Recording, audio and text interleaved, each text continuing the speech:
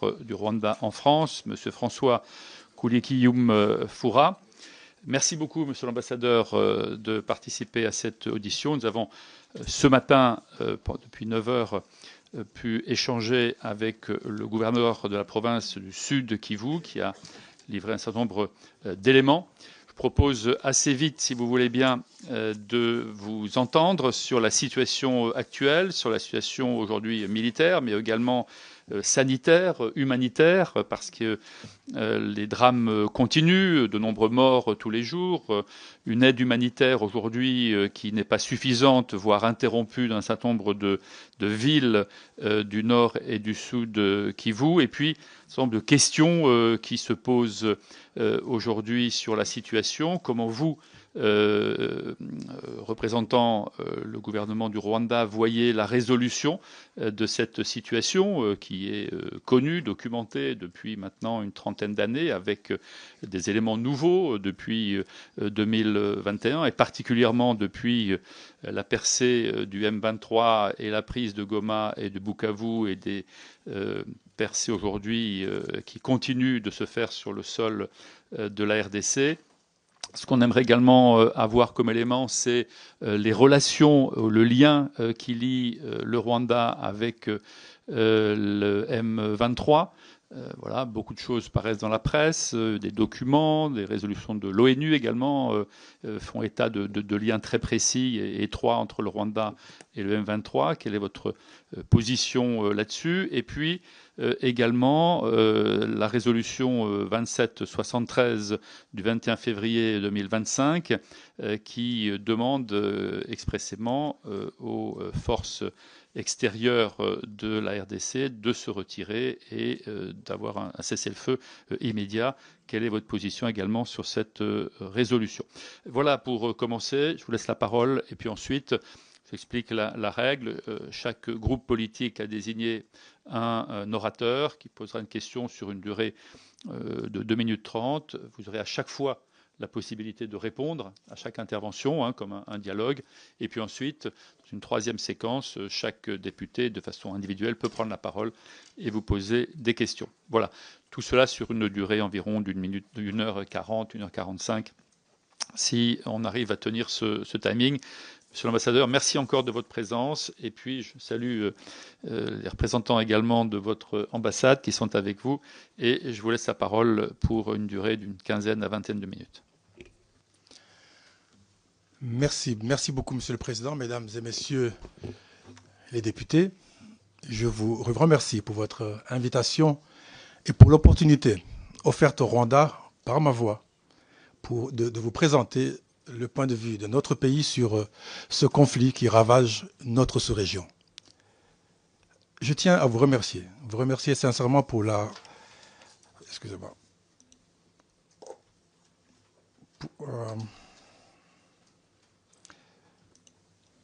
Je crois qu'il y a un problème de... Voilà. On va régler les questions techniques. Vous avez un certain nombre d'illustrations, c'est ça? Oui, non, c'est bon. Elles sont connectées? Oui, très bien. Voilà. Oui, tout d'abord, je tenais à vous remercier pour cette invitation et l'opportunité qui m'est offerte de partager avec vous, très chers parlementaires, la position du Rwanda sur le conflit actuel à l'est de la RDC. Un conflit qui tire ses racines dans l'histoire complexe de notre région et qui requiert une lecture fine, sans raccourcis et sans préjugés hasardeux. Depuis février 2022, une guerre fait rage aux portes de l'Union européenne, à 2400 km d'ici, en Ukraine. Pour de nombreux responsables politiques, cette guerre constitue une menace existentielle pour l'Europe. De manière similaire, mesdames et messieurs, depuis maintenant 3 décennies, le Rwanda fait face à une menace existentielle à sa frontière avec la RDC. Et ça à 170 km de notre capitale. Une distance, mesdames et messieurs les députés, équivalente à celle entre Paris et Reims. Au vu de cette menace, le Rwanda a dû adopter en conscience et en responsabilité des mesures de défense pour protéger sa souveraineté ainsi que son intégrité territoriale. Mais quelle est la nature de cette menace, me direz-vous? Vous me demanderez également ce que cela a concrètement à voir avec le conflit dans l'Est de la RDC. Permettez-moi une remise en contexte qui, pour nous, est très importante. La menace est apparue à la suite du génocide perpétré contre les Tutsis en 1994. Chacun d'entre nous se souvient de l'horreur de 100 jours où plus d'un million d'hommes, de femmes et d'enfants furent systématiquement massacrés pour la seule et simple raison qu'ils étaient nés Tutsis. Le Rwanda a sombré dans l'horreur, abandonné par une communauté internationale qui avait vu les signes annonciateurs du génocide, mais qui a choisi de détourner le regard. Et c'est profitant de cette atonie, parfois même de cette complicité, que les responsables de ces massacres ont pu fuir et trouver refuge à l'est de la RDC. Oui, cela fait plus de 30 ans que ces milices responsables du dernier génocide du XXe siècle se regroupent, se réorganisent et se réarment pour terminer le travail. Autrement dit, mesdames et messieurs, pour revenir et exterminer les Tutsis. Malgré un statut d'organisation terroriste reconnu par les États-Unis, reconnu par les Nations Unies, et ainsi que les sanctions émises par l'Union européenne, les FDLR continuent à jouir de l'impunité la plus totale, protégés par les gouvernements congolais successifs. Je vous le dis, mesdames et messieurs les députés, et je vous le répète, car ce sont des faits. Les FDLR sont aujourd'hui un allié stratégique de Kinshasa, en coalition avec les forces armées congolaises. Il va sans dire que le FDLR/FARDC incarne une menace sécuritaire pour le Rwanda, non seulement encouragée par la RDC, mais également tolérée par la communauté internationale et la MONUSCO, qui est censée les désarmer depuis 25 ans. Aux atrocités que ce groupe commet dans l'est de la RDC, et cela à plusieurs occasions, s'ajoutent des incursions meurtrières sur le sol rwandais en violation flagrante de notre souveraineté et de notre intégrité territoriale. Les circonstances ne se prêtent pas à un exposé détaillé de ces drames, mais permettez-moi d'en citer quelques-uns pour illustrer l'ampleur de ce phénomène avec, évidemment, une pensée pour les victimes et leurs proches. Le 18 mars 1997, les FDLR prennent d'assaut une école à Nyange, dans le nord du Rwanda. Sommés de se séparer entre Hutus et Tutsis, les élèves refusent et la grande majorité est exécutée à coups de balles et de grenades. Moins d'un an plus tard, le 19 janvier 1998 à Rubavu, 35 employés d'une brasserie sont froidement abattus dans leur bus. Le 23 décembre 1999, toujours à Rubavu, près d'une cinquantaine de civils, dont des femmes et des enfants, sont tués à bout portant. Certains brûlés vifs. Nous avons projeté des images qui vous permettent de regarder à chaque moment les éléments que je suis en train de décrire dans mon propos liminaire. Sur des cas plus récents, en octobre 2019, le même groupe frappe à Kinigi, site touristique emblématique près du parc de Virunga, abritant les mythiques gorilles au dos argenté. Résultat, 14 morts, que des civils. En juin 2022, mesdames et messieurs, les roquettes lancées par les FDLR FARDC pleuvent sur les districts rwandais de Musanze et Bulera en pleine préparation du sommet du Commonwealth. Dernièrement, le 26 janvier 2025, dans une fuite en avant, après la prise de Goma par le M23, les FDLR/FARDC pilonnent à l'aveugle la ville frontalière de Rubavu, touchant 216 habitations, tuant 16 civils et blessant 177 autres. En presque 30 ans, la barbarie est restée la même, systématique, ciblée et profondément anti-civile. De plus, depuis la bataille de Goma que je viens de mentionner, il est prouvé, mesdames et messieurs les élus, qu'une attaque de grande envergure sur le sol rwandais était en préparation. Une attaque menée par les FDLR/FARDC, les milices Wazalendo, les forces armées burundaises, la force régionale Samir RDC, ainsi que des mercenaires européens, principalement venus de la Roumanie et dont certains ont servi dans la Légion étrangère. Des stocks d'armes importants, des stocks de munitions, une artillerie lourde, des mortiers, des missiles longue portée, des missiles anti-aériens et drones kamikazes ont été retrouvés à moins de 5 km de notre frontière. Ces armes n'étaient pas orientées vers le théâtre des opérations contre le M23, mais en direction des positions civiles rwandaises. Je vous le répète, mesdames et messieurs, ces armes étaient bel et bien dirigées vers des enfants, des femmes et des hommes rwandais.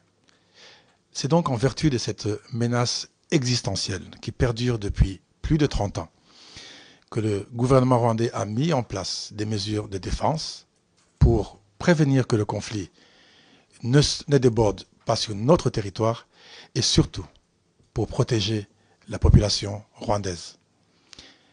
Monsieur le Président, Mesdames et Messieurs les députés, aujourd'hui, si la coalition FDLR-FARDC constitue une menace pour le Rwanda, la mécanique infernale du génocide est toujours à l'œuvre en RDC. Depuis des siècles, les populations rwandophones congolaises sont présentes dans la région du Kivu, bien avant le découpage des frontières hérité de la conférence de Berlin de 1885. Au lendemain des indépendances, ces populations y sont persécutées à cause de leur identité. À l'arrivée des génocidaires, un grand nombre d'entre eux ont été assassinés, des femmes ont été violées, et c'est tout un peuple qui a été poussé à l'exil sans que le gouvernement de Kinshasa ne s'y oppose.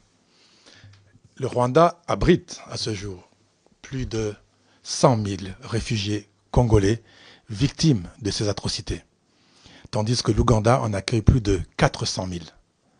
Ce sont ces populations-là que le M23 défend. Le M23, je le rappelle, étant un mouvement congolais et qui se bat pour les droits des populations congolaises. Mesdames et messieurs les élus, le mardi 11 mars 2025, certains députés de partis représentés ici ont été scandalisés, et ce à raison, par des propos tenus sur des questions liées au contrôle au faciès, des propos qui ont été jugés inacceptables, insupportables, racistes et voire discriminatoires. Imaginez un instant, imaginez maintenant un pays, la RDC, où le simple fait d'avoir un certain faciès, d'être assimilé à un Rwandais, à un Tutsi, constitue une condamnation à mort. L'exécution sommaire de Tutsi et de toute personne perçue comme rwandaise est devenue la norme.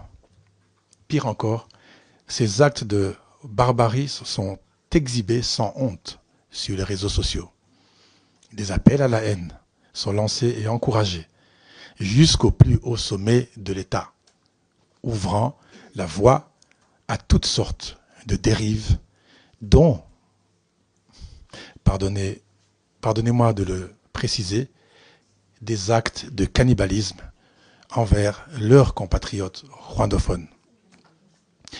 Mesdames et messieurs les députés, le député Justin Bitakwera, un ancien ministre et figure influente, proche du président Tshisekedi, a déclaré en juillet 2023 que chaque Tutsi est un criminel né. Chaque Tutsi est un criminel né, ayant le même créateur que le diable. L'actuel ministre de la Justice, Constant Mutamba, a appelé à plusieurs reprises à la chasse aux populations rwandophones, promettant même de libérer les prisonniers qui vont se consacrer à cette tâche. Le ministre d'État et porte-parole du gouvernement congolais, Patrick Muyaya, a récemment inventé l'expression « le poison rwandais ». Une infamie qu'il a répétée sans honte dans ses interviews sur les chaînes françaises de TV5 et France 24. Ce vocabulaire est désormais régulièrement employé par les autorités de la RDC, illustrant parfaitement la montée en puissance d'un discours de haine et de stigmatisation à l'égard du peuple rwandais. Ceci reflète une stratégie de propagande délibérée visant à alimenter un climat de méfiance et d'animosité au sein de l'opinion congolaise, publique congolaise, africaine et internationale. Je vous laisse imaginer les conséquences que cela pourrait avoir sur un long terme. Mesdames et messieurs les députés, cette haine est aggravée par la mauvaise gouvernance, la corruption généralisée et la gestion opaque et prédatrice des ressources de la RDC. Tandis que l'attention est détournée vers le conflit à l'Est, le véritable pillage des richesses congolaises se poursuit ailleurs, dans le Haut-Katanga, dans le Lualaba, où les mines de cobalt et de cuivre sont exploitées au bénéfice d'intérêts étrangers et d'un cercle restreint de dirigeants au sommet de l'État. Prenons un peu de recul, mesdames et messieurs. Ne nous contentons pas du narratif simpliste, erroné, qui réduit le conflit actuel aux minerais présents à l'est de la RDC. Les causes profondes de l'instabilité dans la région sont connues. Elles sont historiques et politiques. Le Rwanda et la RDC se situent sur la même zone géologique, riche en minerais, appelée la ceinture de Kibaran. Croire que cette richesse géologique s'arrête aux frontières coloniales est une absurdité. Le Rwanda est riche en ressources naturelles, y compris en or, le wolfram, le coltan et autres minerais stratégiques nécessaires pour la transition énergétique et la souveraineté de l'Europe.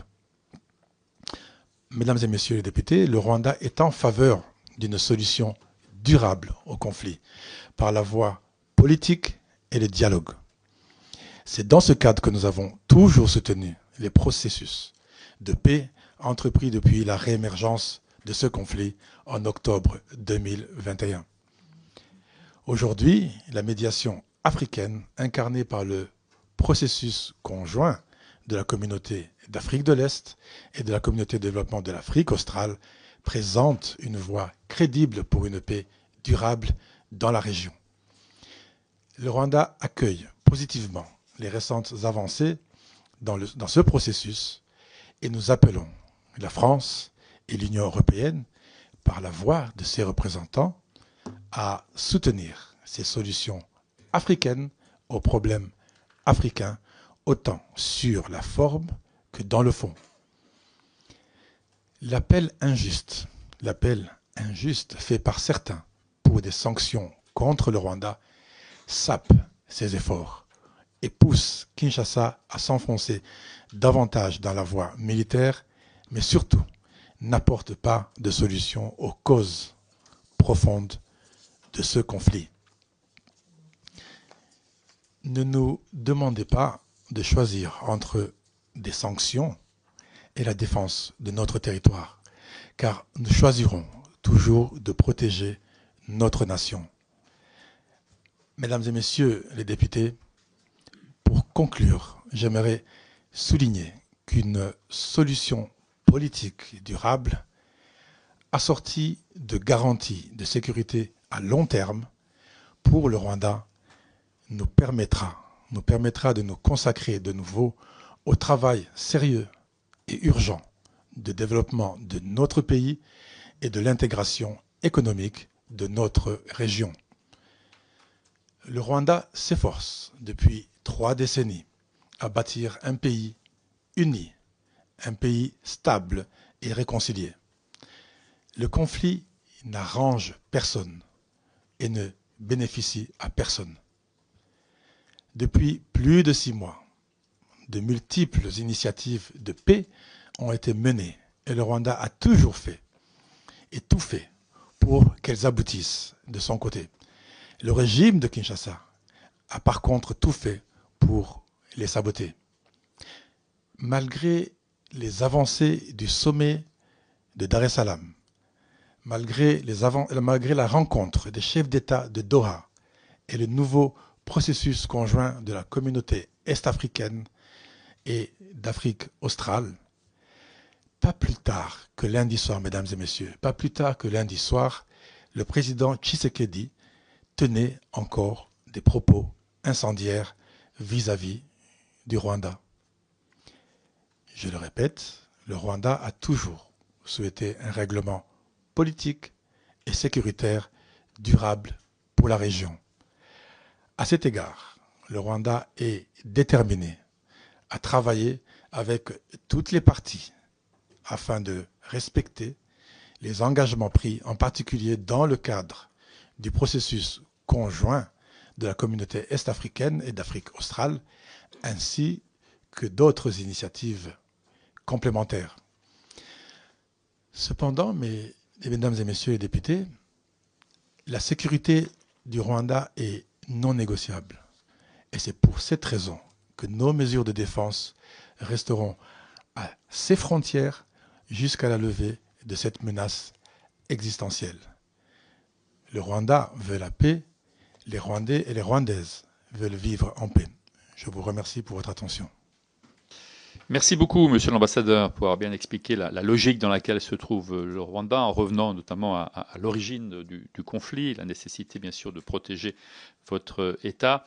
Les questions sur lesquelles je vous ai sollicité, je pense, vont trouver un écho parmi les intervenants à présent. Je ne vais pas les rappeler là pour ne pas prolonger et rallonger votre intervention, mais je les ai toujours en tête. Et donc, la discussion va commencer maintenant avec les groupes politiques de la Commission des Affaires étrangères. Et le premier intervenant est Laurent Mazori, et il représente le groupe Liberté, Indépendants, Outre-mer et Territoires. Et je passerai la parole ensuite à M. Jean-Paul Lecoq et à M. Guillaume Bigot, dans l'ordre. Merci, Monsieur le Président. Monsieur l'ambassadeur, la Commission suit avec la plus grande attention l'évolution de la situation sécuritaire dans la région des Grands Lacs, en particulier dans l'est de la République démocratique du Congo. Ces dernières semaines, la reprise des affrontements autour de Goma et Bukavu a provoqué une grave détérioration de la situation humanitaire, avec des centaines de milliers de déplacés et de nombreuses victimes civiles. Dans ce contexte, les accusations d'implication directe du Rwanda aux côtés du M23 ne cessent de se renforcer. Plusieurs rapports indépendants, notamment ceux du groupe d'experts des Nations Unies, font état de la présence de plusieurs milliers de militaires rwandais opérant en RDC en appui aux forces du M23. Ces éléments ont d'ailleurs été repris dans la résolution 2773 du Conseil de sécurité, adoptée en février dernier, qui appelle explicitement au retrait sans condition des troupes rwandaises du territoire congolais. Par ailleurs, plusieurs partenaires internationaux du Rwanda, dont l'Allemagne et le Canada, ont récemment décidé de suspendre leur aide bilatérale au regard de cette situation et de la responsabilité qui est imputée à votre gouvernement. Dans ce contexte, nous souhaitons vous entendre de manière claire et précise. Comment le Rwanda peut-il continuer à nier toute implication alors que les faits documentés et les prises de position internationales convergent vers une responsabilité directe de votre pays dans la déstabilisation de l'Est de la RDC? Par ailleurs, comment peut-il soutenir, et c'est surtout ce point, le M23 accusé de crimes majeurs, et notamment d'exécution d'enfants et de très nombreux viols? Pensez-vous possible, monsieur l'ambassadeur, que votre pays puisse donc arrêter ce soutien au M23 et démontrer ainsi la volonté de paix que vous venez encore à l'instant d'affirmer devant nous et dont nous vous faisons crédit? Je vous remercie. Merci, monsieur le député. Monsieur l'ambassadeur, si vous voulez bien répondre. Merci beaucoup, monsieur le député, pour cette question et je compte y apporter tous les éclaircissements possibles sur ce point. Première question relative à l'implication du Rwanda. Nous avons, de par la voix de mon ministre des Affaires étrangères et toutes les autorités politiques du Rwanda, refuté, et je veux le réaffirmer ici, s'il vous plaît, refuté la présence de troupes rwandaises sur le sol congolais. Nous n'avons pas de troupes rwandaises sur le sol congolais. Cependant, et comme j'ai dit dans mon discours, nous avons pris des mesures défensives à nos frontières pour la raison suivante. Lorsque vous avez de l'autre côté 22 000 hommes de forces congolaises, 18 000 forces ouazalendo des miliciens, 12 000 hommes de la force burundaise, 4 000 hommes de la force Samir RDC, 4 000 hommes de la force MONUSCO, toutes qui convergent ou qui proposent, les preuves sont là, d'attaquer le Rwanda, nous mettons des mesures à notre frontière pour s'assurer qu'il n'y ait aucune incursion, malgré qu'il y ait des tentatives, qu'il n'y ait aucune incursion sur notre territoire. La seconde question relative au soutien au M23. Monsieur le député, nous ne soutenons pas le M23.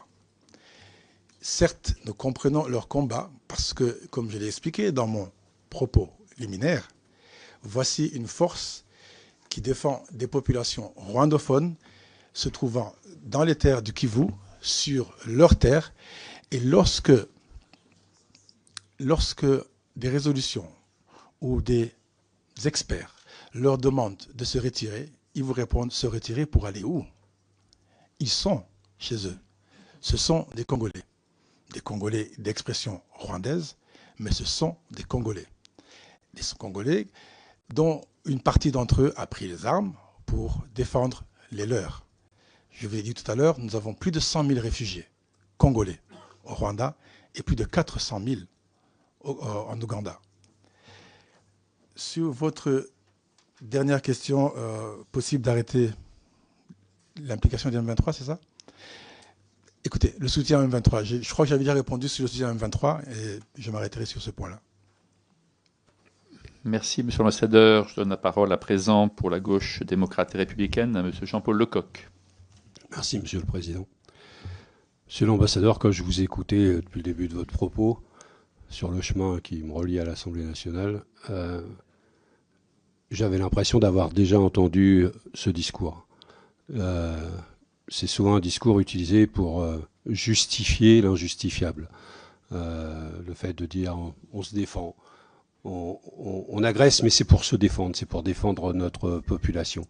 On est dans un contexte où par exemple Poutine en Ukraine, et je crois que le sujet est abordé ce matin, dit « j'ai défendu les populations russophones du Donbass ».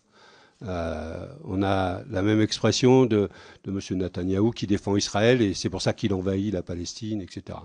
On a maintenant le roi du Maroc qui dit « le Sahara occidental, c'est à moi ». Et donc j'interviens, c'est pour défendre, etc. Et d'ailleurs, il me faudra des terres supplémentaires qui se trouvent en Algérie, en Mauritanie, jusqu'au fleuve Niger. Et vous avez les mêmes expressions. Moi, mes questions, elles sont simples. Puisqu'il y a débat, donc je ne vais pas savoir qui a raison, qui a tort. La justice internationale est là pour ça. Moi, je n'ai pas la capacité d'enquête. Ce que je sais, c'est que ma force politique, le Parti communiste, a pris position et a défendu le peuple rwandais quand il y avait le génocide et a pris position et a réagi à ce moment-là. Ce que je sais, c'est que des matières premières sont actuellement extraites du Congo et vendues à l'échelle internationale. Par qui? Est-ce que c'est le Rwanda qui vend ces matières premières? Au nom de quoi? Enfin voilà, il y a quand même des sujets là-dessus. Le M23 est armé, est solidement armé. D'où viennent les armes? Est-ce que c'est mon pays, la France, qui vend des armes au M23? Je sais que mon pays vend des armes au Rwanda. Est-ce que ces armes ont été volées par le M23 dans les casernes rwandaises? Et donc, moi, je ne vous ai pas interrompu, M. Berville. Je n'étais pas là quand vous parliez, mais je ne vous ai pas interrompu tout à l'heure. Hein. Et donc, est-ce que c'est ça? Et puis, comment à l'échelle internationale, beaucoup d'observateurs, jusqu'à l'ONU, dit il y a un sujet, le Rwanda est en train de bafouer le droit international, ne respecte pas les règles des peuples, et vous venez nous expliquer qu'il n'y a pas de sujet. Est-ce que vous avez raison contre la communauté internationale? Est-ce que la communauté internationale a quelque chose contre le Rwanda qui fait que tout se contraint? J'aurais aimé aussi que vous précisiez les choses dans ce domaine. Merci beaucoup, Monsieur Lecoq. Monsieur l'Ambassadeur. Merci beaucoup, monsieur le député, monsieur Lecoq. Je vais commencer par votre dernier point. La communauté internationale a quelque chose contre le Rwanda? Je ne sais pas. Je reprends dans ce sens. Vous vous rappellerez toujours en 1994. La communauté internationale n'a rien fait. Elle a observé. Elle a observé pendant qu'un génocide d'un million de personnes, parce que Né Tutsi était en train de s'exécuter. Alors, nous avons appris notre leçon. Et 80 ans déjà, l'Holocauste. À l'époque, on avait dit plus jamais ça, never again. 94, juste avant que le génocide se passe, on a dit never again. Mais il s'est passé. On a appris notre leçon, on s'est dit, quoi qu'il arrive, on mettra tous les moyens, aussi modestes soient-ils, en notre possession, pour que le plus jamais ça ne se fasse au Rwanda ou dans notre région. Parce que tous les signes annonciateurs dans l'est de la RDC, vu les discours de haine, vu les propos discriminatoires, vu la chasse aux Tutsis, sont en train de se passer. Les discours de haine, vous avez vu on vous a montré une image, ce que dit l'actuel porte-parole du gouvernement en parlant du poison rwandais, le ministre de la Justice qui parle de chasse aux Tutsis, aux rwandophones, et vous dites qu'il n'y a pas de signe. Je ne sais pas. Votre question par rapport aux armes, nous ne vendons pas d'armes au M23 et nous ne recevons pas d'armes. La France ne vend pas d'armes au Rwanda. Je voulais apporter cette précision. Merci beaucoup. S'il y a une question Il y avait une autre question sur la question des ventes de minerais ou de matières premières. Très bien. Et puis sur la vente d'armes, la question n'était pas exactement celle-là, elle était d'où viennent les armes. Est-ce que vous avez des informations, vous, sur la provenance et la façon dont le M23 s'équipe? Il y a cette question-là.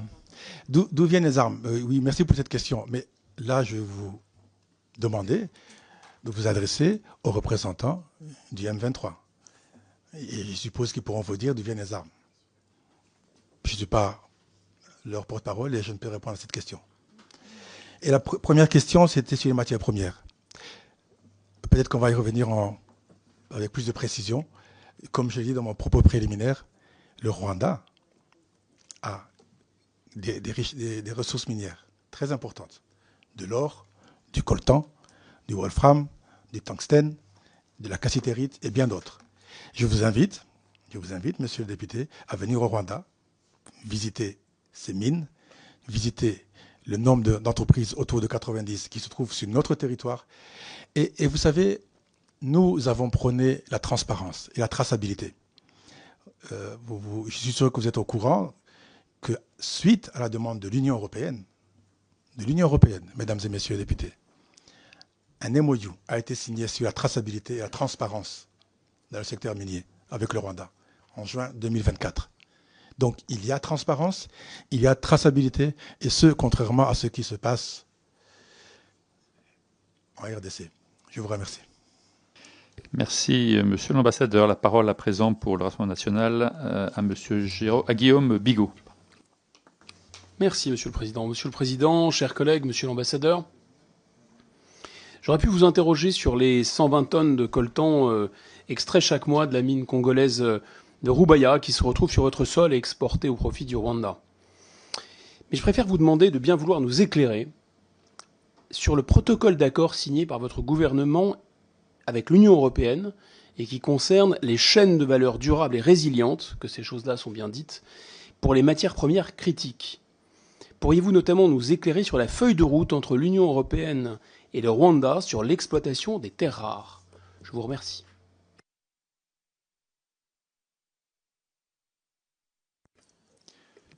Merci beaucoup, monsieur le député Bigot.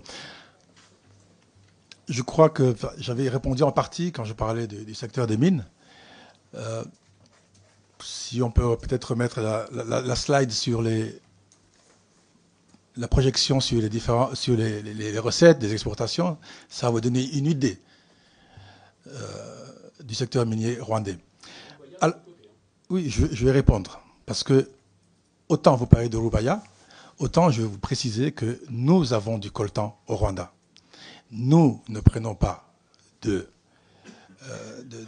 coltan dans le Rubaya. Et là encore, il y a une petite confusion qui est faite, encore une fois. L'exploitation du coltan de Rubaya, une exploitation artisanale, elle est faite, comme vous, je l'ai dit dans la presse, et elle profite aux populations qui sont sur place, mais il ne faut pas confondre cette exploitation, cette exportation. J'ai vu des rapports des experts qui parlent de 320 000 $. Et ce n'est pas ça qui va venir au Rwanda, ça c'est sûr. Dans le cas du Rwanda, nous avons du coltan qui est exploité et qui est exporté en Europe. La feuille de route, je pourrais vous partager le document plus tard, si vous voulez, en rapport avec le protocole d'accord signé avec l'Union européenne. Mais encore une fois, je vais insister sur ce principe. D'un côté, nous prenons la transparence, mesdames et messieurs, et la traçabilité dans le secteur minier. Je pense quelque chose qui devrait être non seulement encouragé par les députés qui sont là, et bien d'autres par des entreprises qui sont rassurées, qui sont aujourd'hui rassurées que le Rwanda a une transparence. Et cette transparence permet d'avoir encore plus d'entreprises qui viennent sur le secteur au Rwanda, plutôt que d'aller dans la sous-région. Merci. Monsieur Bigot.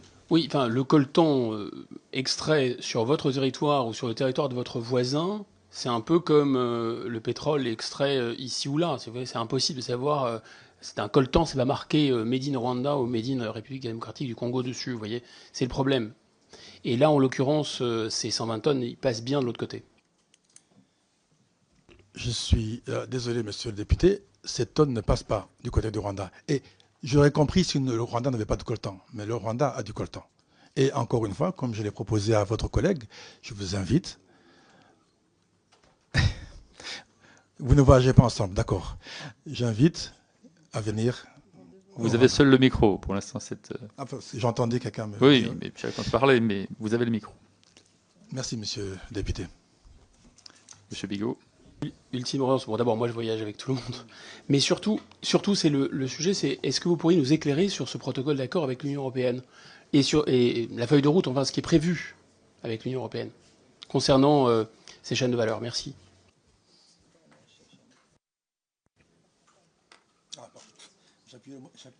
J'ai appuyé le mauvais bouton, excusez-moi.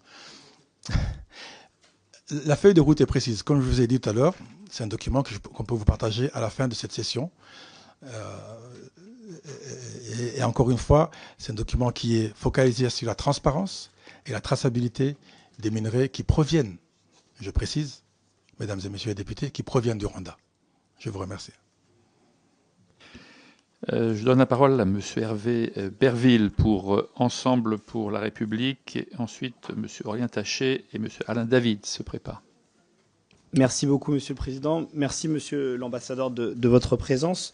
Comme vous l'avez dit, depuis, et comme ça a été dit par le gouverneur de la province du Sud-Kivu, depuis plus de 40 ans, la région des Grands Lacs est en proie à des conflits récurrents, avec, bien évidemment, des populations qui sont les premières victimes. Depuis plus de 40 ans, la question à la fois des ressources minières, mais aussi la question politique est au cœur des différents conflits entre les pays de la sous-région. Alors moi, monsieur l'ambassadeur, j'avais 3 questions assez simples. La première, quelles sont la nature de vos liens, du lien entre le Rwanda et le M23, que ce soit financière ou en termes d'armes, comme ça a été évoqué. La deuxième, pouvez-vous nous dire, et savez-vous combien de populations rwandophones se trouvent à l'est du Congo, et savons-nous dire à peu près le nombre de génocidaires Hutus qui se sont réfugiés dans cette région? Et la dernière question, que comptez-vous faire au cours des prochains mois pour faire en sorte que la paix se trouve dans cette région, et quelles seront les mesures, notamment humanitaires, que vous pourrez prendre pour assurer que les exactions, les massacres, les atrocités s'arrêtent dans cette région? Et, Monsieur le Président, si vous me permettez, nous sommes à quelques jours de la commémoration du génocide des Tutsis. Et je le dis parce que je viens d'entendre une conversation dont je veux qu'elle soit au compte-rendu de nos travaux. J'ai entendu une collègue qui vient de dire C'est fou, je cite, que tous les peuples victimes de génocide passent d'agressé à agresseur. Madame Clémentine Autain. Et Madame la ministre Dominique Voynet vient de dire... Non, je continue parce que j'ai entendu. Malheureusement, je le dis parce que je l'ai dit.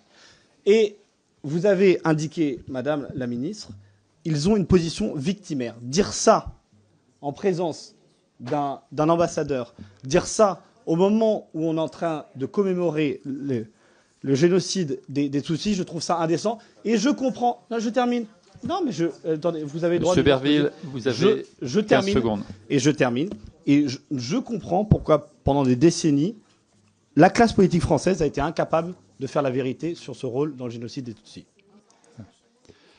Alors, Madame Autain, mais dans un format court, oui. Voilà, et qu'on puisse continuer l'audition, mais bien évidemment, vous avez la parole. Plusieurs éléments. Je pense que vous voyez la distance. Il y a des conversations primées et des prises de position politique. Donc, vous n'êtes pas mon porte-parole, donc vous n'avez pas à relater. Non, vous n'avez pas entendu ce que nous avons dit. Primo. Deuxièmement, pas de leçon à recevoir sur le Rwanda. Ma première question écrite comme parlementaire a été sur cette question du Rwanda pour que la France fasse toute la lumière sur les responsabilités de notre État dans le génocide du Rwanda. Donc, attention à ce que vous êtes en train de dire. Attention à ce que vous êtes en train de dire. Ce n'est pas une conversation. Ce n'est pas une conversation. Madame Autain, la parole. N'insinuez pas des choses. Monsieur Berville. Mais enfin, c'est insensé.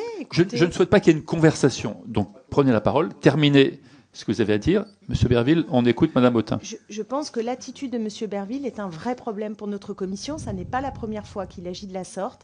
Et je pense qu'il faut mettre un terme à cette agressivité, le fait de parler quand je parle et de rapporter des conversations qu'il n'a pas entendues. Ce ne sont pas des manières de faire. Merci. Merci bien. Monsieur l'ambassadeur, vous avez la parole pour répondre à Monsieur Berville. S'il vous plaît.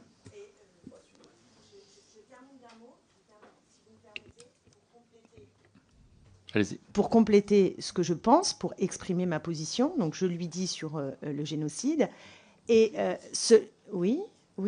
S'il vous plaît, et cela vous parlez à n'empêche l'ensemble de la pas commission. d'être tout aussi lucide sur ce qui se passe aujourd'hui et les responsabilités du Rwanda. Quand on est juste, on l'est sur les principes et à tout niveau, tout le temps. Voilà, ça c'est ma position et c'est notre position. Merci. Monsieur l'ambassadeur, vous avez la parole.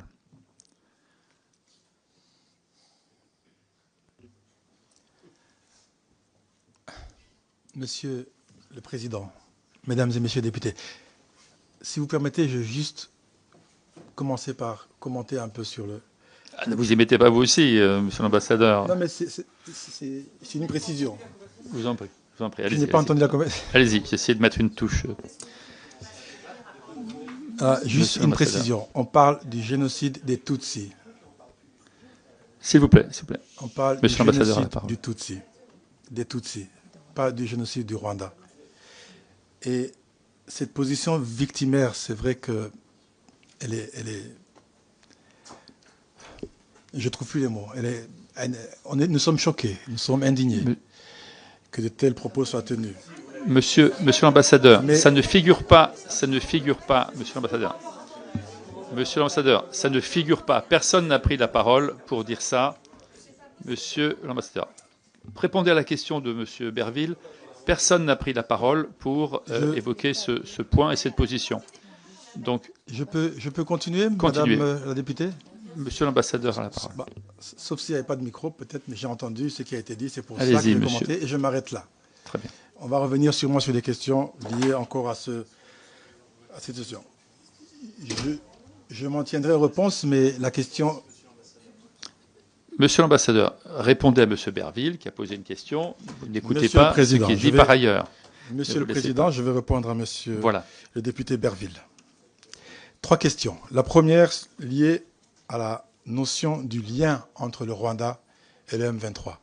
Je crois que j'ai été précis tout à l'heure. Nous n'avons pas, le Rwanda n'a pas de lien avec le M23.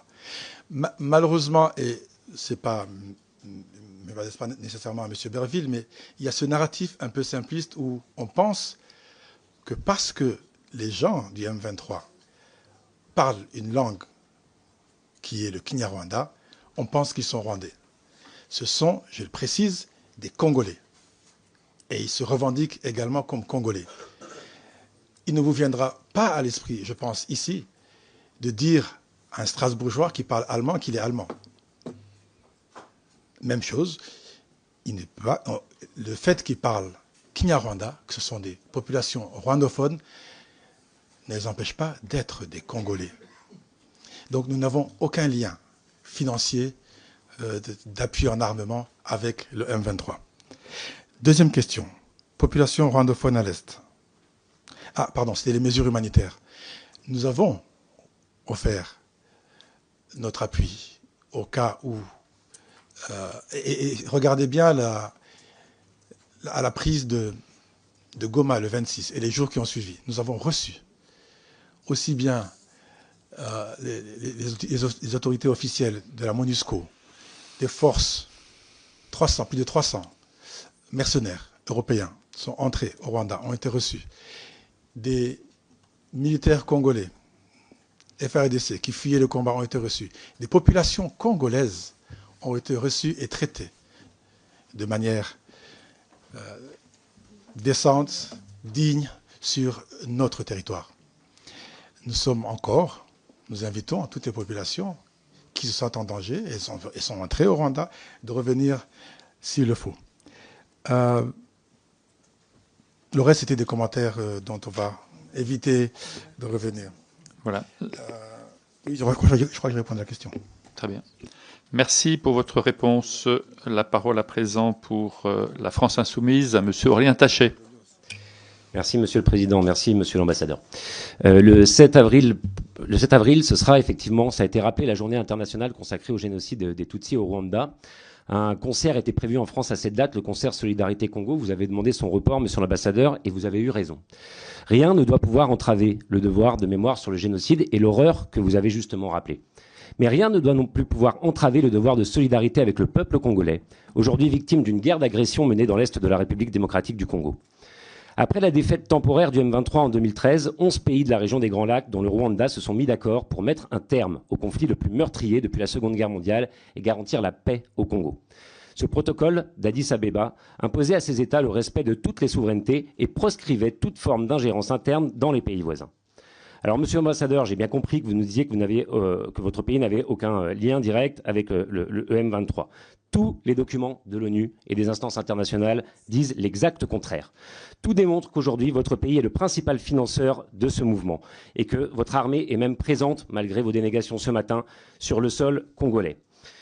Vous nous dites qu'elle est là pour assurer finalement la sécurité de l'État rwandais et pour protéger la communauté Tutsi qui serait encore persécutée. Et si c'est vrai, c'est évidemment totalement inacceptable et il faudrait mettre un terme immédiatement.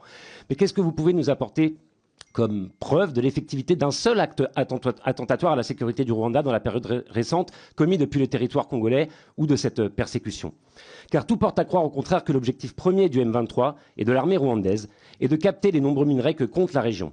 Tout cela est en revanche parfaitement documenté. L'ONG Global Witness estime par exemple que 90% du volume de cobalt exporté par le Rwanda est introduit illégalement dans le pays depuis le Congo. Aucune action de groupe terroriste n'est effectivement tolérable, mais aucune action de groupe terroriste ne peut justifier non plus le massacre de populations civiles ou la volonté d'annexer un pays. Alors, Monsieur l'Ambassadeur, je vais vous poser une question simple.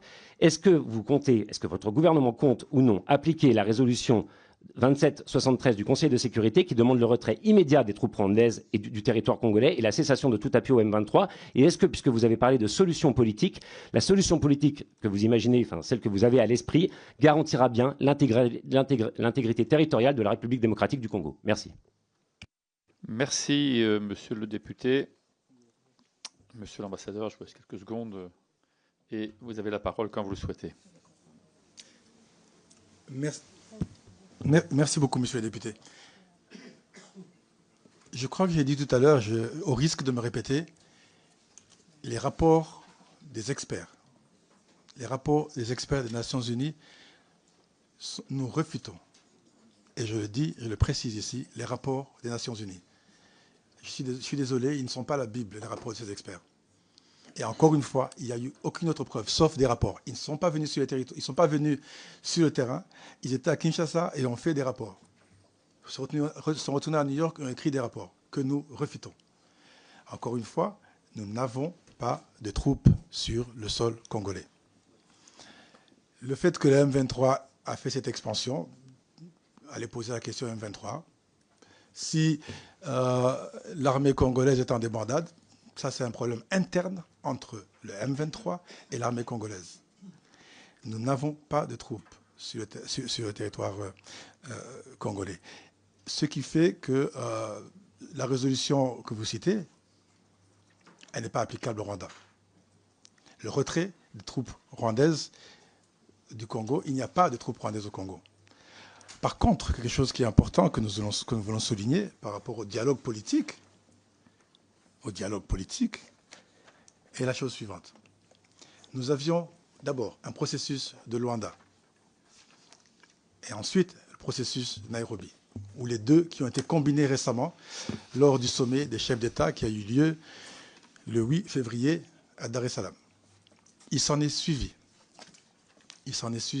des réunions des chefs d'état-major des armées, toujours à Dar es Salaam, suivi par des réunions des ministres des Affaires étrangères à Harare. Et là, je parle de la fusion des deux processus. Que s'est-il passé après? À chaque fois, regardez, c'est public, c'est dans les informations, monsieur le député, à chaque fois, la RDC a annulé ou n'a pas respecté ces accords. N'a pas respecté les conditions qui sont dans ces accords. Dernier élément, c'était Doha. Voilà que les deux chefs d'État se rendent à Doha, se rencontrent, signent des accords communs, un communiqué qui demande un cessez-le-feu, qui demande le dialogue entre le M23 et les autorités congolaises. C'était, je crois, la première fois qu'il acceptait de dialoguer. Le lendemain de cette réunion de Doha, le président Tshisekedi fait une interview dans le Figaro. Allez regarder l'article, où il parle de Pantin, en parlant du M23, où il revient sur la résolution 2773. Alors, qu'est-ce que vous souhaitez? Nous avons là un leadership qui passe d'un accord et son contraire. Je ne vais pas revenir sur tous les accords, plus d'une dizaine d'accords signés à Bujumbura, à Nairobi, à Dar es Salaam, à Luanda, et qui n'ont jamais été respectés par la partie congolaise. Volonté politique, je pense qu'il faudrait vous adresser à Kinshasa. S'il y a volonté politique, les choses vont se résoudre. Nous avons toujours précisé que nous souhaitons un dialogue politique, nous souhaitons la paix dans notre région. Personne n'a intérêt à ce qu'un conflit s'éternise. Je vous remercie. J'avais oublié de préciser, vous avez parlé des récentes attaques. Je crois qu'ils ont enlevé la slide.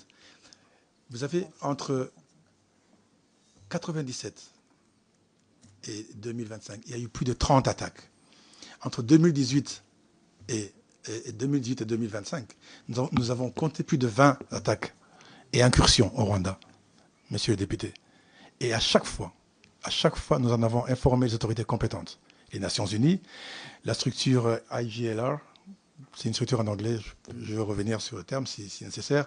À chaque fois, nous avons informé les autorités compétentes. Qu'est-ce qu'il en a été? La communauté internationale a pris note. Vous avez tous pris note, mais rien n'a été fait. C'est que je voulais préciser sur ça. Merci beaucoup. Merci, monsieur l'ambassadeur. La parole pour le groupe socialiste et apparenté à monsieur Alain David. Merci, monsieur le président. Monsieur l'ambassadeur du Rwanda, la France a soutenu la résolution 2773 du 21 février dernier qui réaffirme l'attachement de la communauté internationale à l'intégrité territoriale de la RDC, sa condamnation des offensives du M23, soutenue par la force de défense rwandaise, et sa réprobation absolue des violations du droit humanitaire et des atteintes aux droits de l'homme. D'ailleurs, les soupçons d'un conflit instrumentalisé afin de piller les ressources naturelles des provinces du Nord et du Sud Kivu ont récemment conduit le Parlement européen à adopter une résolution demandant à l'Union européenne de suspendre l'accord sur les minerais rares signé en 2024 avec votre pays. On ne peut que regretter que les médiations de l'Angola et du Kenya n'aient pas permis d'apaiser la situation et espérer que celle du Qatar, engagée le 18 mars dernier à Doha, permettra de placer la région sur le chemin de la paix. Pouvez-vous, Monsieur l'ambassadeur, nous préciser les éléments de blocage qui ont fait échouer les médiations précédentes et nous présenter les demandes portées par la partie rwandaise dans le cadre de la démarche dite du processus fusionné de l'Organisation des États de l'Afrique de l'Est et de l'Organisation des États de l'Afrique australe. Merci. Merci, Monsieur le député. Question précise, Monsieur l'ambassadeur. Merci beaucoup. Allez-y. Merci beaucoup, Monsieur le député. Oui, comme vous dites, Monsieur le Président, question précise, réponse précise. Les éléments de blocage, si je peux le résumer en un seul mot ou deux mots, pour être précis. La volonté politique. La volonté politique de Kinshasa de mettre les conditions qui sont signées à chaque sommet, à chaque réunion en œuvre. Tant que, et c'est public, Monsieur le député, tant qu'on va dans un sommet, on s'entend sur des points précis, sur des conditionnalités, de cessez-le-feu, neutralisation des FDLR, dialogue direct avec le M23. Tant qu'on s'entend, on signe des accords, et qu'on rentre à Kinshasa, et qu'on change totalement, là, on n'y peut rien. Depuis quelques semaines, nous avons entendu la ministre des Affaires étrangères de Kinshasa parler de... Je pense qu'il est temps de commencer à faire un dialogue. Mais vous avez vu que ce nouveau message, cette volte-face vient du fait que, malheureusement, le M23 est en train de prendre plus de territoire et que je pense Kinshasa se sent acculé et décide maintenant de passer au dialogue. C'est une bonne chose. Il est important de continuer à dialoguer. Mais pour nous, il n'y a pas que le dialogue. Il faut que du côté du Rwanda, on nous garantisse la sécurité. Il faut que du côté du Rwanda, Monsieur le député, les FDLR/FARDC soient neutralisés. Voici ma réponse sur ce point-là. Merci beaucoup. La parole à présent pour le groupe écologiste et social à Monsieur Jean-Louis Rumégas. Et puis, en conclusion de ce premier tour, nous aurons Madame Maudepetit pour les démocrates. Merci, Monsieur le Président. Monsieur l'ambassadeur, c'est peu dire que la situation au nord et sud Kivu est extrêmement préoccupante. Selon les observateurs de l'ONU, l'offensive éclair du groupe M23 a été aidée par 4000 soldats rwandais et qui mène contre l'État congolais renforce le chaos qui règne dans la région depuis plus de 30 ans. D'après les chiffres de l'ONU, en 3 mois seulement, des centaines de milliers de Congolais ont dû fuir. Plus de 100 000 se sont réfugiés dans les pays voisins. Des centaines d'exécutions sommaires ont eu lieu dans les villes tenues par le M23, tandis que les violences sexuelles ont augmenté. Tout cela a été évoqué. La situation sécuritaire tendue et la fermeture de l'aéroport de Goma empêchent les humanitaires de répondre aux besoins des populations. Derrière ces drames humains, on voit apparaître une motivation très claire pour le M23 s'emparer des ressources minières. Le Rwanda nie toute implication dans le commerce de ces minerais de sang, mais les rapports de l'ONU, encore une fois, attestent le contraire. Il apparaît qu'une route de contrebande achemine chaque mois plus de 120 tonnes de coltan de la mine de Rubaya, tombée aux mains du M23 depuis mai 2024, vers la frontière rwandaise. Les chiffres sont parlants. Les exportations de minerais de votre pays ont doublé en 2 ans, passant de 1046 à 2070 tonnes, tandis que les recettes du secteur minier ont augmenté de 42%. Même si le Rwanda possède ses propres mines, comme la mine de Dumac, et les fait visiter aux journalistes, les experts internationaux sont formels. Les ressources minières du Rwanda ne suffisent pas à expliquer l'explosion des exportations. Explosion qui, en vertu de l'accord d'association de l'UE avec le Rwanda, se font largement à destination de l'Europe. Plus récemment, après l'adoption de sanctions par l'UE contre les responsables rwandais, votre pays a décidé de suspendre toute relation avec la Belgique, considérée comme la principale instigatrice des sanctions. Toute l'aide belge aux ONG rwandaises et internationales est désormais interdite. Encore une fois, ce sont les civils qui subiront les conséquences de cette crise qui se rajoutent à la crise. Alors, monsieur l'ambassadeur, en quoi la suspension de la coopération avec la Belgique, notamment l'interdiction de son aide aux ONG, sert-elle réellement les intérêts du peuple rwandais, alors que cette aide bénéficie en grande partie aux populations les plus vulnérables?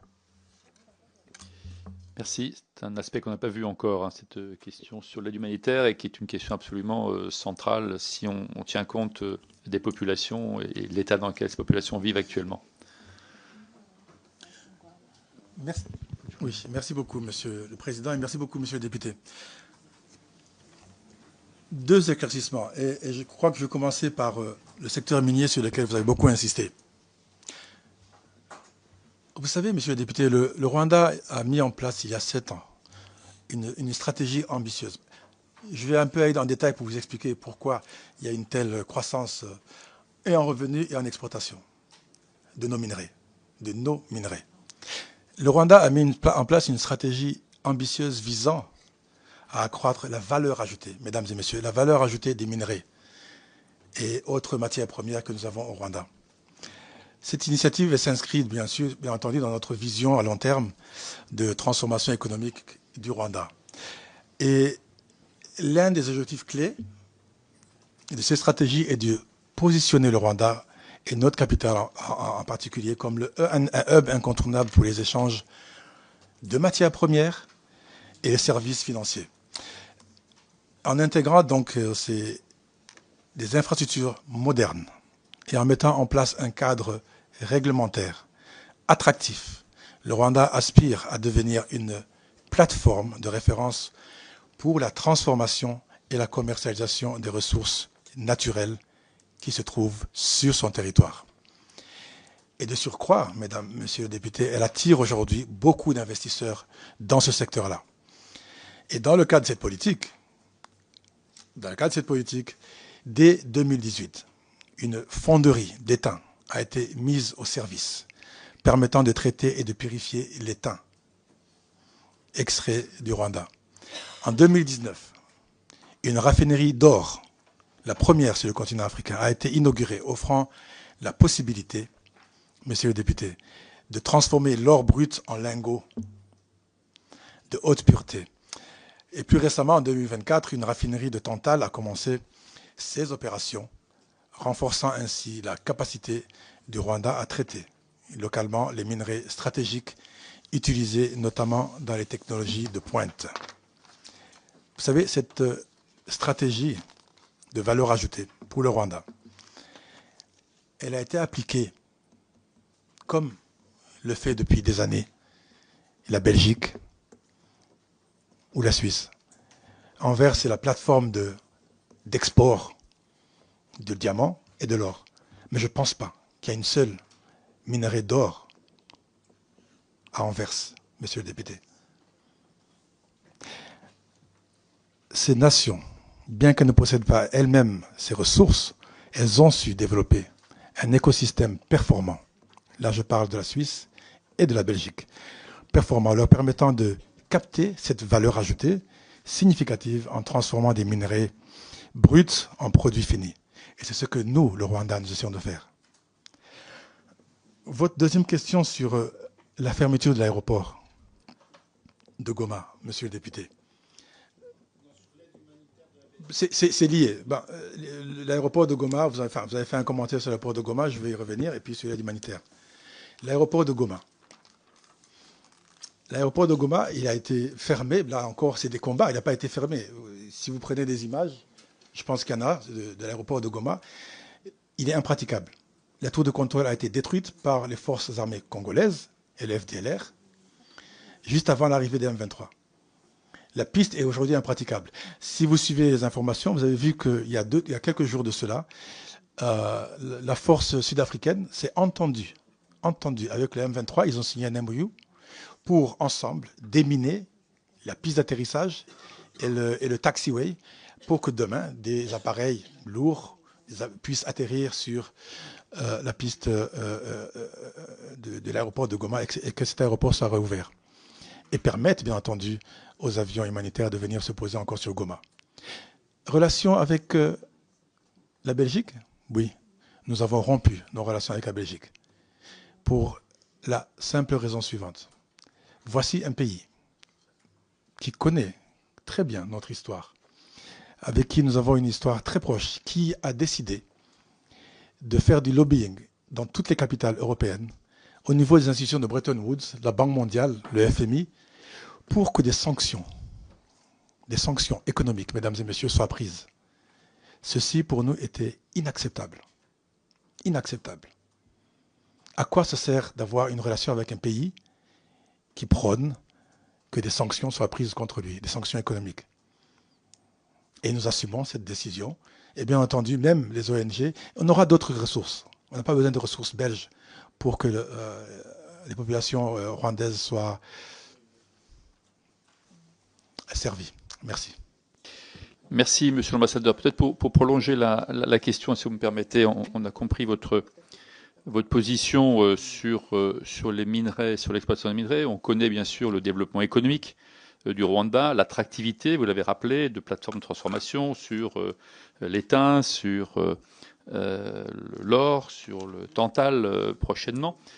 Mais est-ce qu'on peut imaginer, Monsieur l'ambassadeur, que des opérateurs privés franchissent la frontière aujourd'hui à partir de mines situées dans l'est du Congo et se rendent au Rwanda justement pour profiter de ces installations ou de l'exportation?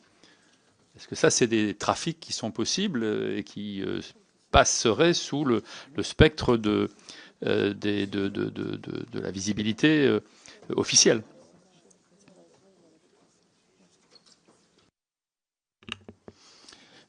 Merci beaucoup, Monsieur le Président. Des opérateurs privés viennent au Rwanda. Et là, je vais prendre quelques exemples.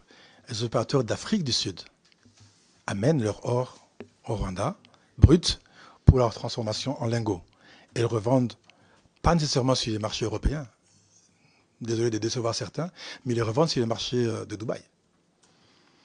Les opérateurs d'Afrique de l'Ouest amènent leur or. J'ai entendu tout à l'heure mon prédécesseur parler de quelques opérateurs congolais qui traversent, qui donnent leur or, qui est transformé et qui repartent avec. J'ai entendu dire ça tout à l'heure. Qui repartent avec et qui vont le vendre sur Dubaï. Donc, et là encore une fois, je peux vous donner aussi des exemples chez les opérateurs européens. Nous avons beaucoup d'opérateurs européens qui viennent au Rwanda, font des transactions et réexportent ces matières premières valorisées en Europe. Et bien entendu, il y a une traçabilité grâce à cette MOU qui a été signée avec le Rwanda. Merci beaucoup, Monsieur l'ambassadeur. Madame Maude-Petit pour le groupe Les Démocrates. Merci, Monsieur le Président. Votre Excellence, je vous remercie de nous accorder cette opportunité de dialogue, même si j'ai peut-être eu un peu le sentiment ce matin que nous sommes venus avec nos questions et que vous êtes venus avec vos réponses. Le conflit en République démocratique du Congo, particulièrement dans l'est du pays, est une tragédie humaine et sécuritaire qui mérite toute notre attention. Les tensions persistantes exacerbées par les activités du groupe rebelle M23 ont des répercussions graves sur la stabilité régionale et sur les populations civiles, vous en conviendrez. Le gouvernement congolais et les rebelles du M23 ont accepté de se rencontrer pour des négociations directes le 9 avril prochain à Doha, au Qatar. Ce sera la première rencontre directe depuis que le M23 a pris le contrôle de Goma et Bukavu en début d'année. La situation demeure instable, mais cette rencontre est porteuse d'espoir, car les affrontements sporadiques, les déplacements massifs de population et une crise humanitaire aggravée ont causé des millions de victimes, 6 millions de morts, 7 millions de déplacés internes, 375 000 enfants exposés au recrutement forcé.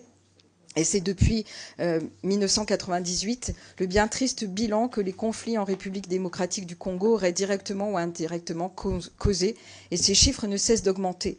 Depuis 2021, les affrontements ont repris de plus belle, et plus particulièrement dans le nord Kivu et le sud Kivu, deux régions frontalières du Rwanda.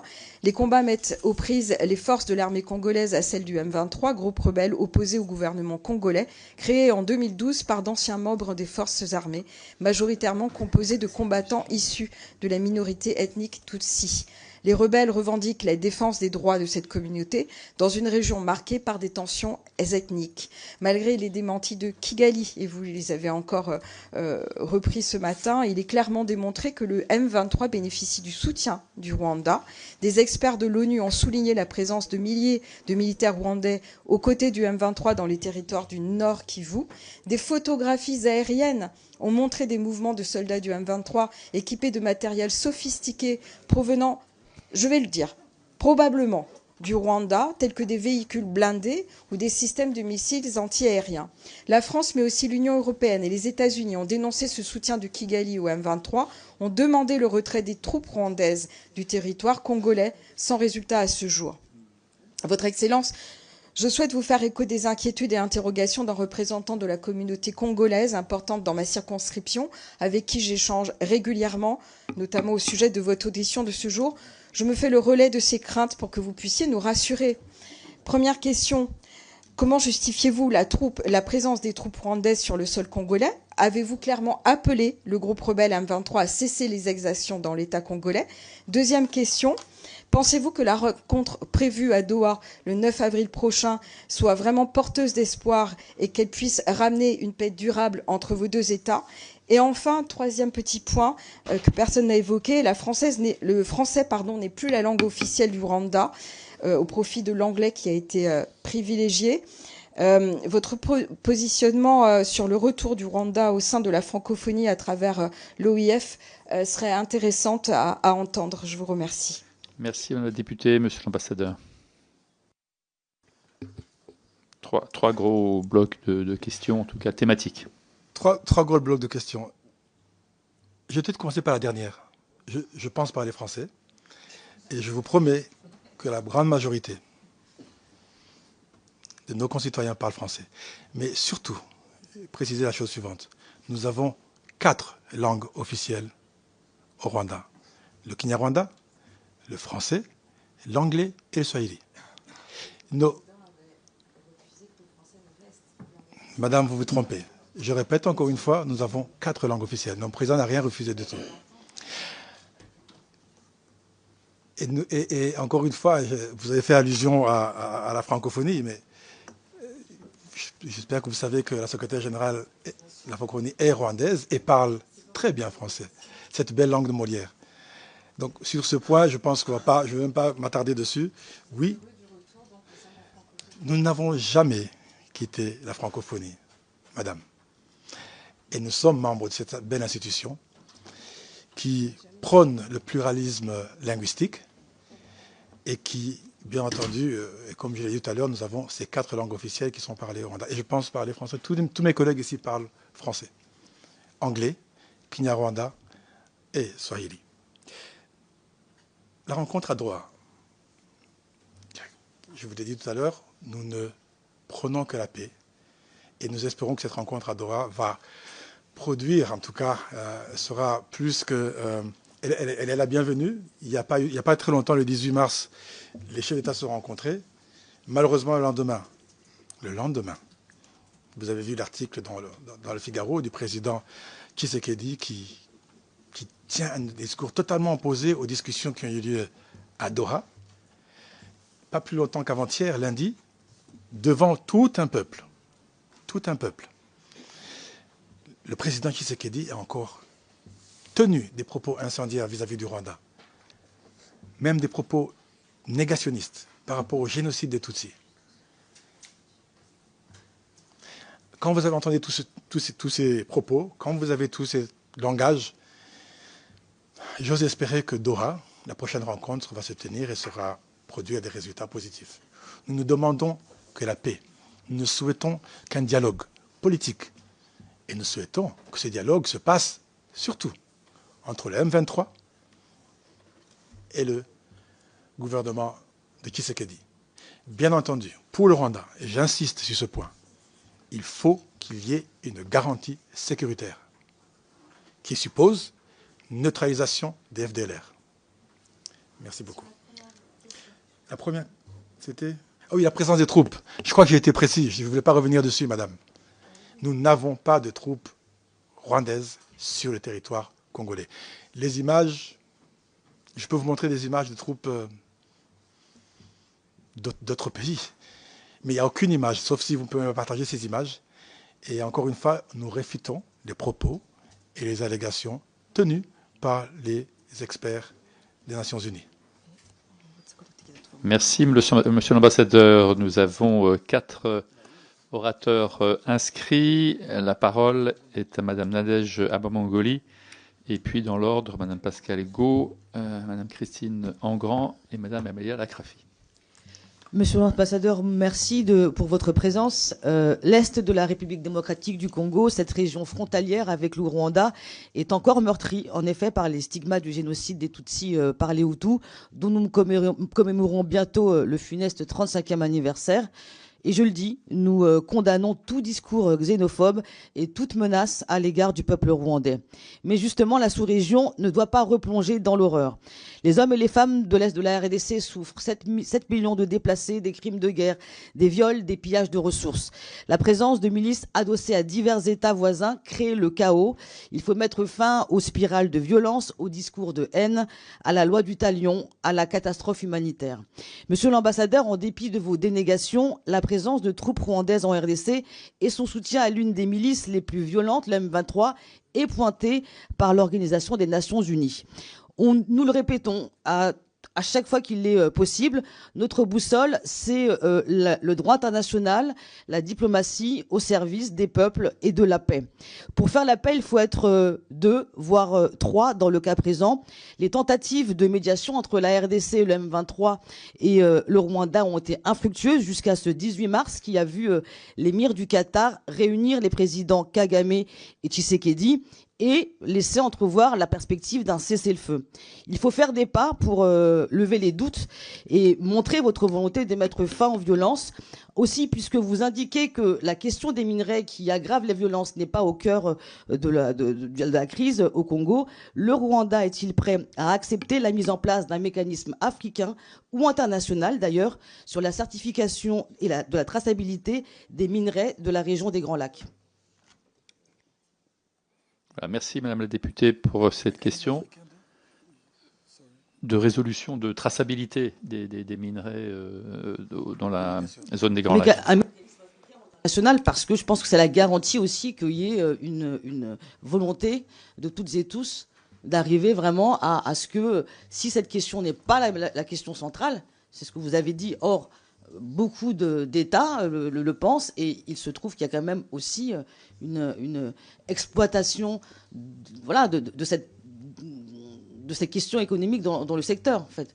Et y compris quand même des milices qui sont présentes de longue date et qui terrifient les populations. Merci, monsieur l'ambassadeur. Merci beaucoup, Madame la députée, et merci pour ces précisions. Le secteur des mines, je vois que c'est un secteur, en tout cas, qui passionne non seulement les députés, mais beaucoup d'opérateurs économiques. Parce qu'encore une fois, il s'agit de millions ou de milliards de revenus pour certains, mais en l'occurrence, je le précise ici, surtout pour des compagnies étrangères, européennes, occidentales. Ce sont ces compagnies qui exploitent le cobalt, le cuivre dans les régions du Katanga et dans la région du Lualaba. Ce sont des compagnies européennes, mesdames et messieurs les députés. Alors, si nous avons, et à l'initiative, à la demande, madame la députée, de l'Union européenne, accepté et signé un accord de traçabilité avec l'Union européenne, traçabilité et transparence dans le secteur des mines. On le ferait très volontiers et on invite des pays africains, s'il faut qu'ils en signent, ou l'Union africaine, à signer un accord similaire pourquoi serions-nous transparents avec l'Europe et ne pas avec notre continent africain? Nous invitons, s'il y a un accord à signer, on a signé l'équivalent, même avec l'Europe, on signerait volontiers avec une institution africaine, l'Union africaine ou d'autres institutions qui sont dans le secteur des mines. On va le signer volontiers, puisqu'on l'a signé avec l'Europe, avec l'Union européenne, pour être précis. Je vous remercie. Merci, Monsieur l'ambassadeur. Madame Pascal Gaud. Oui, merci, Monsieur le Président. Monsieur l'ambassadeur, les crimes de guerre et les violations des droits humains sont sévères, très sévères dans la région. Je suis là. Et la question des violences faites aux femmes est une immense préoccupation. Médecins sans frontières a d'ailleurs lancé un cri d'alarme en indiquant que le nombre de femmes soignées après avoir été victimes de violences sexuelles est sans précédent. Quelles mesures votre pays met-il en œuvre pour accompagner les victimes, notamment celles qui trouvent refuge sur votre territoire? Quelles actions envisagez-vous au niveau régional pour garantir une protection et une prise en charge efficace? Merci. Monsieur l'ambassadeur. Oui, merci beaucoup, Madame la députée. Je l'ai dit tout à l'heure dans mon propos préliminaire, et nous sommes engagés dans le cadre des processus. Au départ, il y avait deux processus, le processus de Luanda et le processus de Nairobi. Ces deux processus ont été fusionnés depuis le 8 février de cette année. Des processus qui ont un objectif précis: arrêt des hostilités, cesser le feu, et je vais juste en citer 2 ou 3, cesser le feu, neutraliser les FDLR, et bien entendu le dialogue entre le M23 et les autorités congolaises. Nous sommes toujours engagés à ce que ce processus fusionné de la communauté est-africaine et l'Afrique australe soit respecté. Nous nous sommes rendus à toutes les réunions. Nous avons signé tous les accords. Et même sur un plan technique, il y a eu ce que nous appelons le CONOPS, le concept d'opérationnalisation, qui devait mettre en œuvre, là c'est au niveau expert militaire et expert en tout cas en la matière, qui devait mettre en œuvre tous les éléments possibles pour que nous en arrivions à la paix. Nous nous sommes rendus à Doha, notre président de la République. Nos chefs d'état-major des armées se sont rendus à Dar es Salaam. Notre ministre des Affaires étrangères s'est rendu à Harare. Tout ça dans un objectif précis, s'assurer qu'il y ait un dialogue politique et s'assurer que ces accords soient mis en œuvre. Bien entendu, il y a toujours un manque de volonté politique, malheureusement, de l'autre côté, qui fait que cette mise en œuvre prend beaucoup de temps à se faire. Merci. La parole à présent, Madame Christine Engrand. Merci, Monsieur le Président. Monsieur l'ambassadeur, nous ne pouvons pas rester de marbre face à ce qui se passe dans la région des Grands Lacs. La situation dans l'est de la République démocratique du Congo reste très critique et le rôle du Rwanda dans cette crise soulève de nombreuses interrogations. D'un côté, les institutions congolaises sont d'une extrême faiblesse, ce qui crée un terreau favorable à l'instabilité. Mais de l'autre, le Rwanda est accusé de soutenir militairement le M23, un groupe rebelle congolais depuis 2021. Un schéma déjà observé en 2012 et 2013. À l'époque, une pression internationale concertée avait conduit au retrait du M23, mais aujourd'hui, ce n'est plus le cas. Vous avez parlé, Monsieur l'ambassadeur, de volonté politique pour faire cesser cette guerre qui dure depuis 30 ans.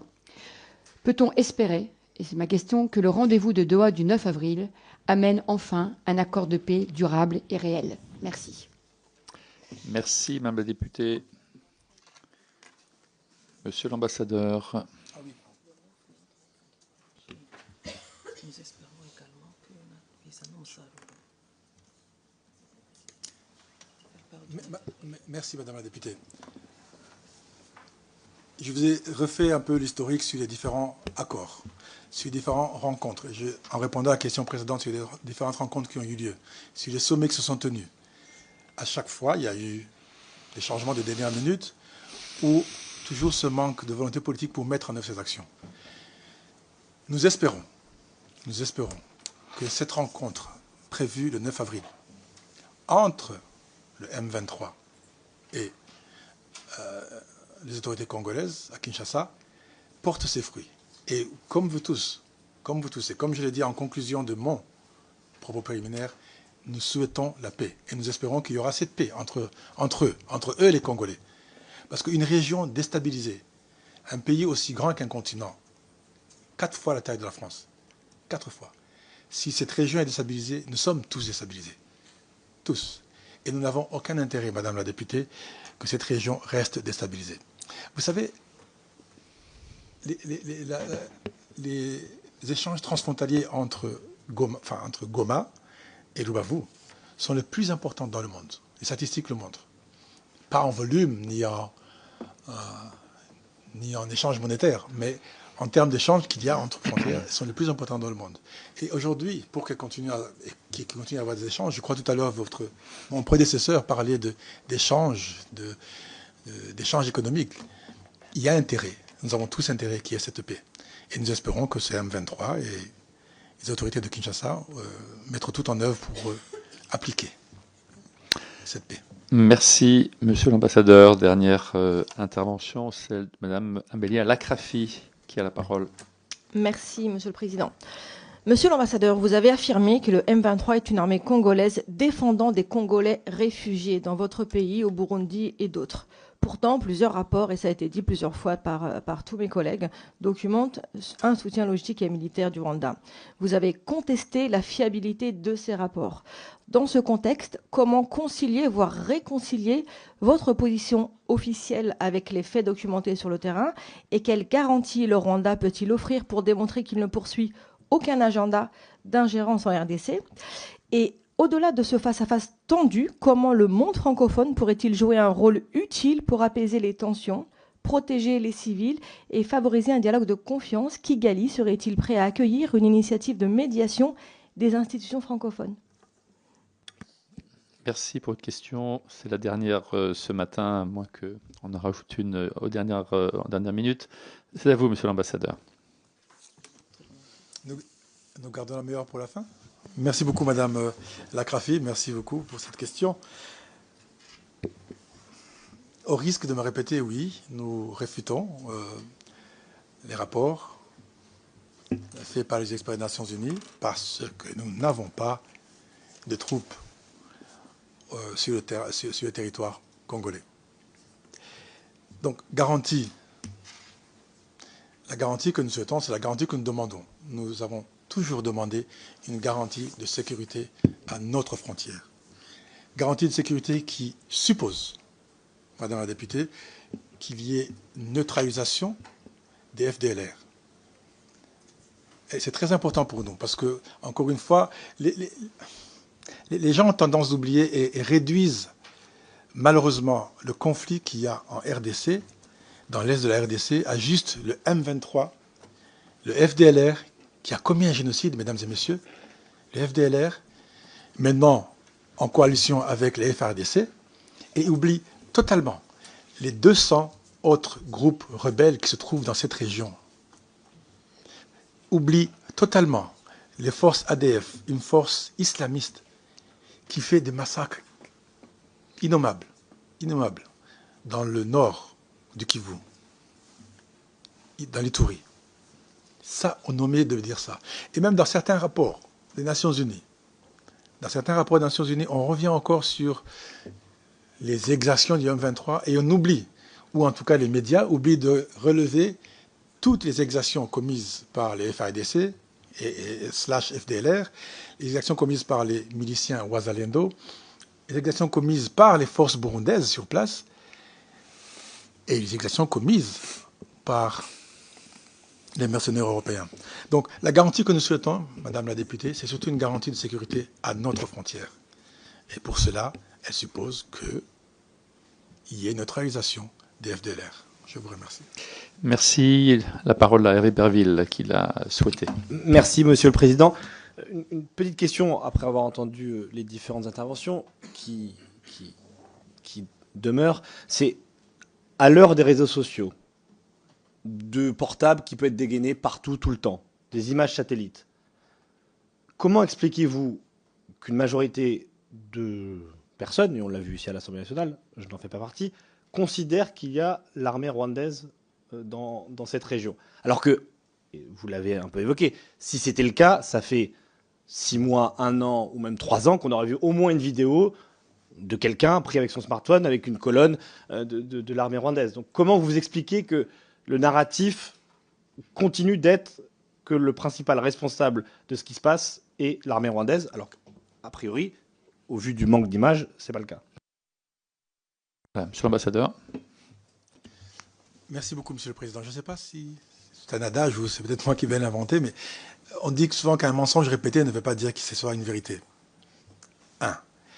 Et de 2, oui, comme vous le dites si bien, Monsieur le député, s'il y avait eu force rwandaise sur le terrain, sur le territoire congolais, des images auraient été, des vidéos auraient été filmées, et on aurait vu ces hommes rwandais sur le territoire congolais. Nous ne sommes pas sur le territoire congolais.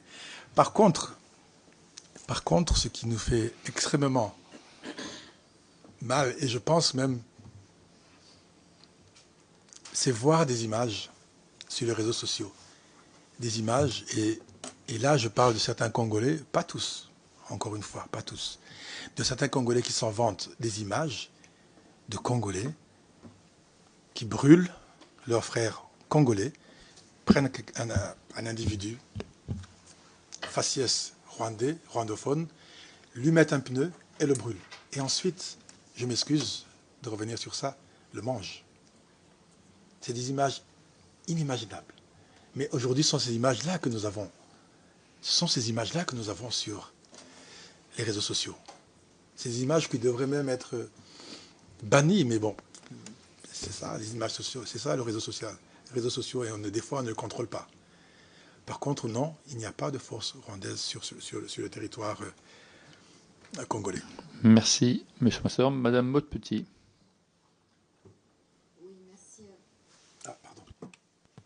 Merci, Monsieur le Président, pour cette dernière question.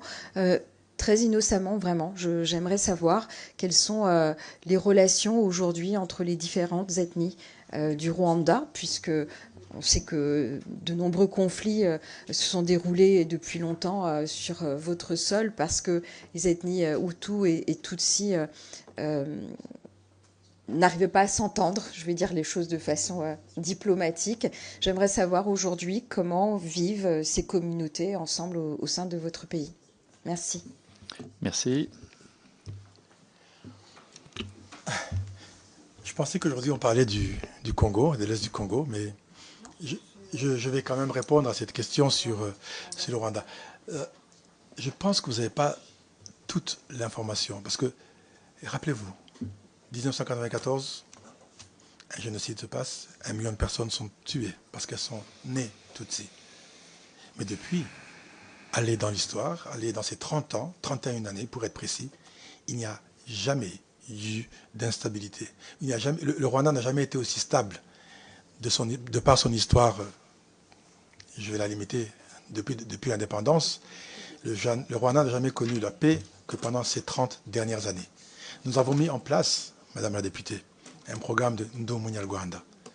On ne parle plus d'ethnie, et encore une fois, je vais mettre entre guillemets Tutsi, Hutu ou quoi. Nous sommes tous des Rwandais. Je ne veux pas vous demander si vous êtes bretonne ou alsacienne ou martiniquaise. Ici, on le dit encore beaucoup. C'est très bien que vous le dites. C'est très bien que vous le dites. Vous êtes martiniquaise, j'en suis ravi. Mais chez nous, nous sommes d'abord Rwandais. Nous ne sommes ni Tutsi, ni Hutu, ni toi, nous sommes Rwandais. Et nous avons prôné cette politique et qui porte ses fruits. Le Rwanda est réconcilié, le Rwanda est un pays uni et le Rwanda est un pays qui avance. Merci. Nous allons entendre Madame Stella Dupont et ensuite je suspendrai la séance. Merci Monsieur le Président, merci Monsieur l'Ambassadeur pour la clarté de vos propos. Mais après avoir conduit les 2 auditions à suivre ce matin, c'est vrai que je suis dans l'expectative sur les pistes qui, nous l'espérons tous, seraient en capacité de résoudre la situation terrible et les drames terribles connus sur vos territoires respectifs. Ma question, c'est une petite question en définitive. J'ai entendu, vous avez répété un nombre de reprises que il n'y avait pas de troupes rwandaises en RDC. Pour autant, ma question porte sur une nuance, c'est-à-dire, ok, j'entends votre affirmation, malgré les dénégations présentées dans des rapports, mais j'entends votre affirmation. Est-ce que vous pouvez répondre à la question suivante, qui est de dire, mais est-ce que vous avez assez de troupes qui ne sont pas, selon vous, rwandaises, apportées, et est-ce que votre pays apporte un soutien à ces troupes d'une quelconque manière? Merci. Merci, Monsieur l'ambassadeur. Merci beaucoup, Madame la députée. À quelle troupe faites allusion? Parce que... Pardon, Monsieur l'ambassadeur, effectivement. Je parlais du M23. Je pense que ce sera la question qui sera revenue le plus au cours de cette session. Je comprends qu'elle vous préoccupe beaucoup. Vous avez raison qu'elle vous préoccupe beaucoup. Mais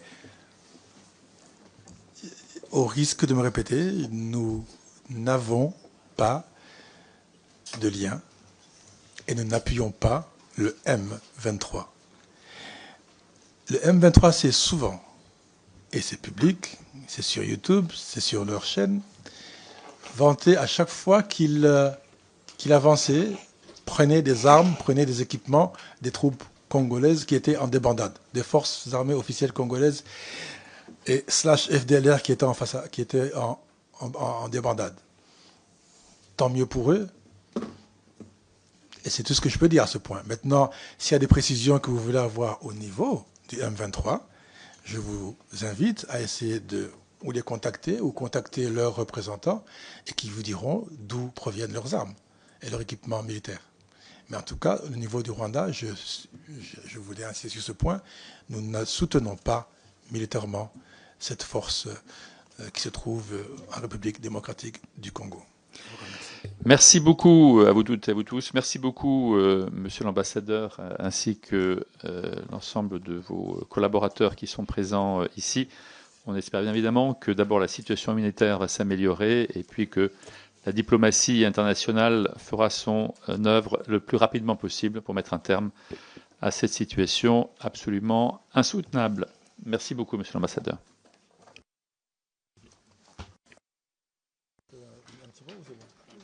Allez-y, allez-y. Merci beaucoup, Monsieur le Président. Merci beaucoup, Mesdames et Messieurs les députés. Juste un petit mot. Juste un petit mot pour vraiment vous remercier encore pour l'invitation. Ah, ok.